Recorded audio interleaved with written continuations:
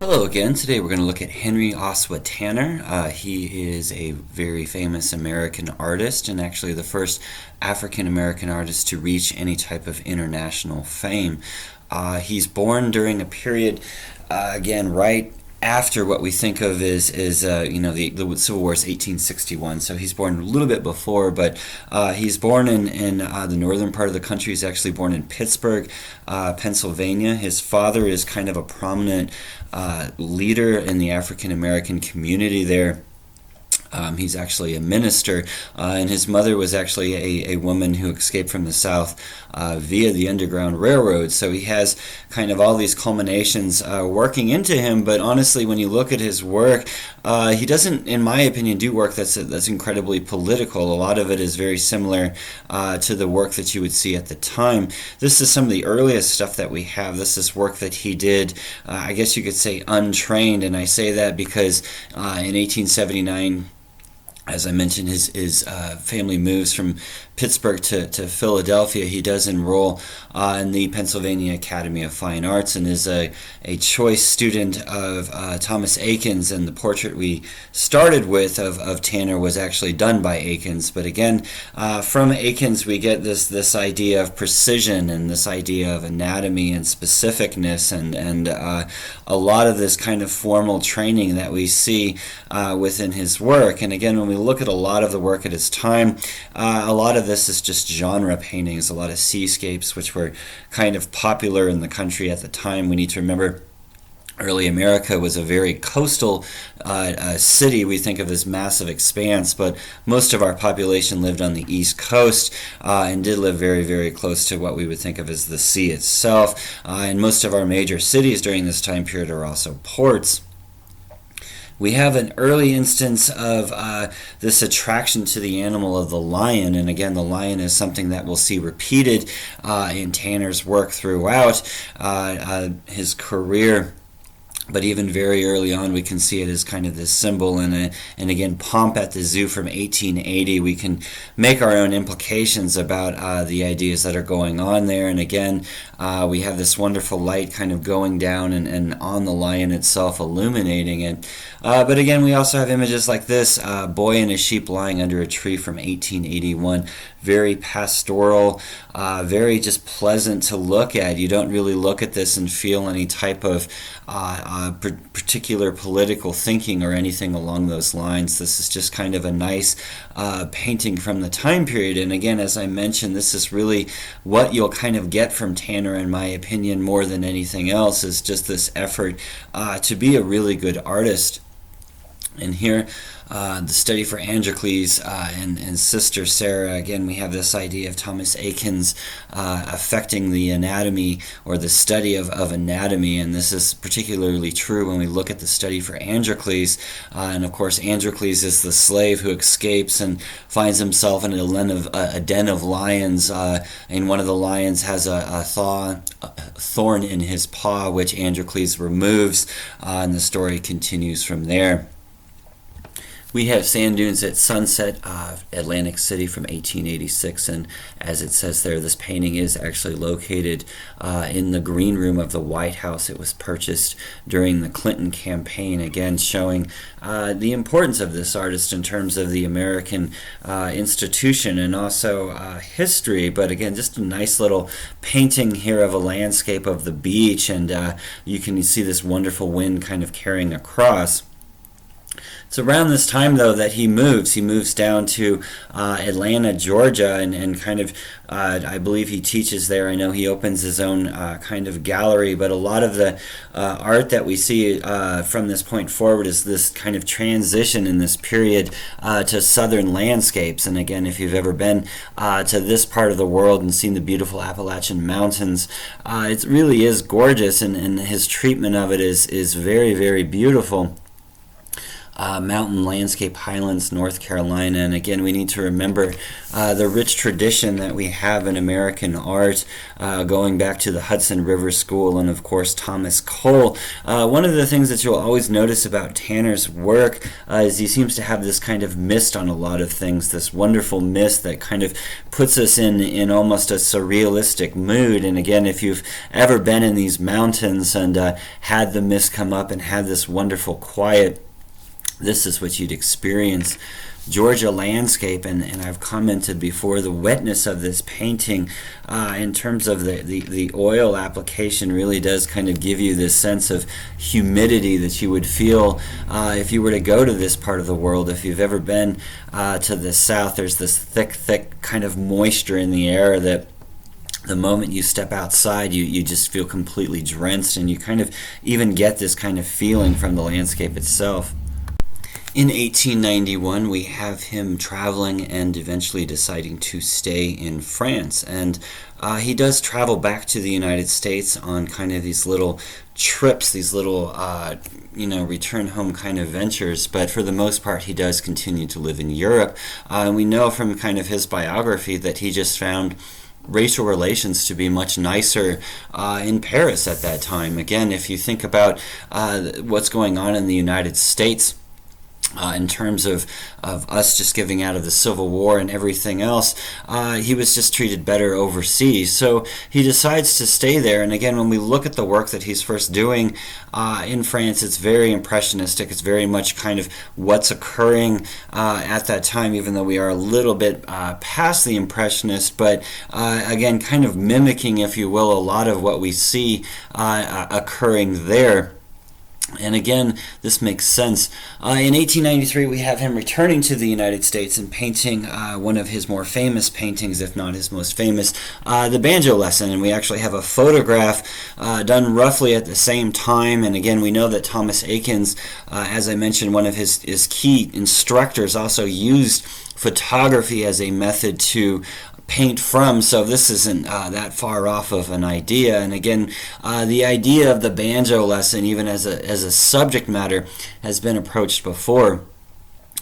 Very much on the other side of the coin, though, in the same year he paints the bagpipe lesson, and this is much more of a comical approach to this idea, and you can see the two people kind of looking on with huge grins on their face as this poor gentleman is trying to learn. And if you've ever actually tried to learn how to play a bagpipe, let's just say you make a lot of very unfortunate noises along the way to ever making anything that sounds good. In 1894, we have him coming back to the United States, as I mentioned, and again, we have these wonderful scenes from Florida.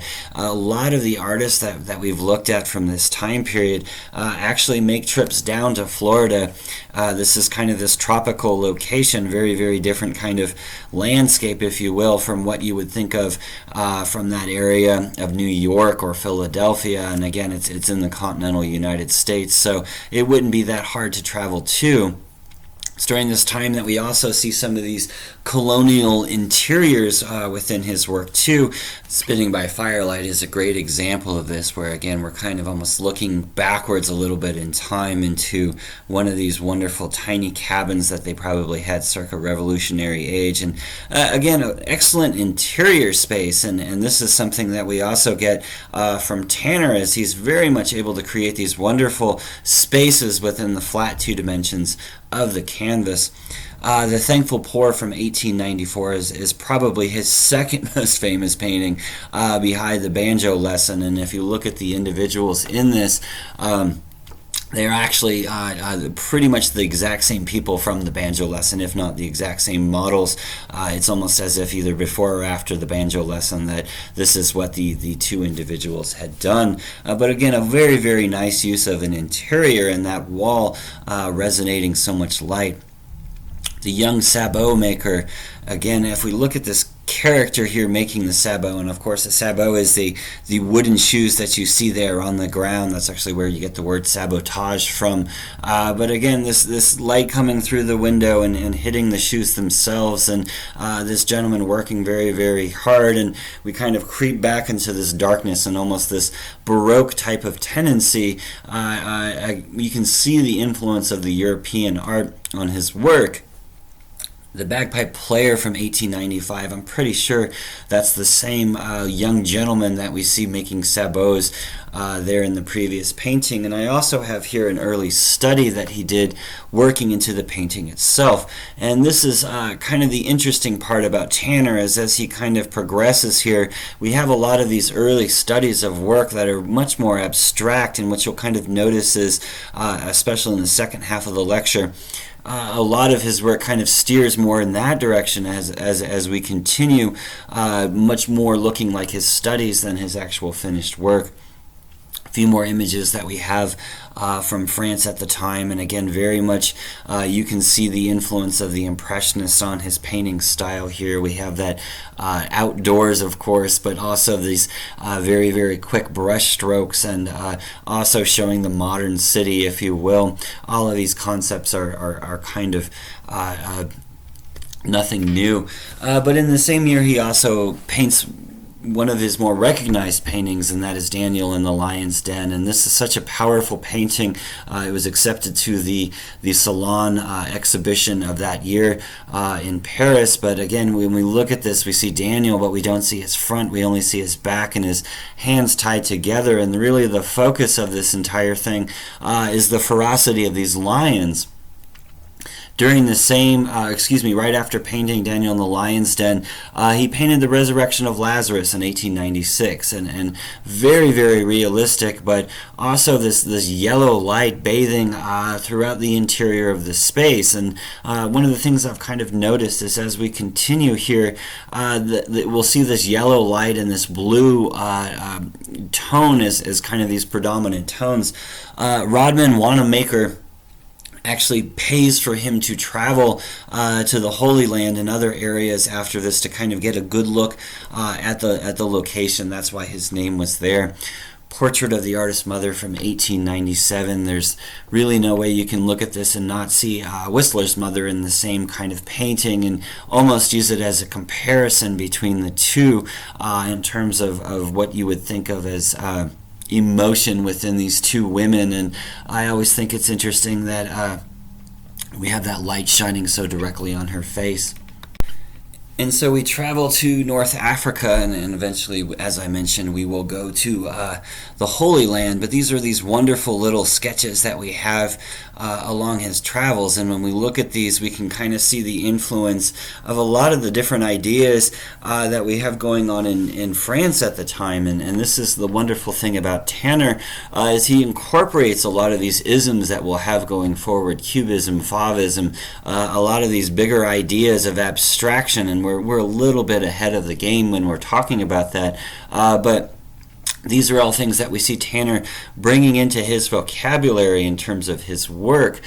We have an interior of a mosque, and as I mentioned, he has this essentially paid trip to go to this part of the world in order to study the interiors and the architecture, and really paint biblical paintings in the correct type of setting, if you will. The Wailing Wall from 1897, very, very beautiful painting.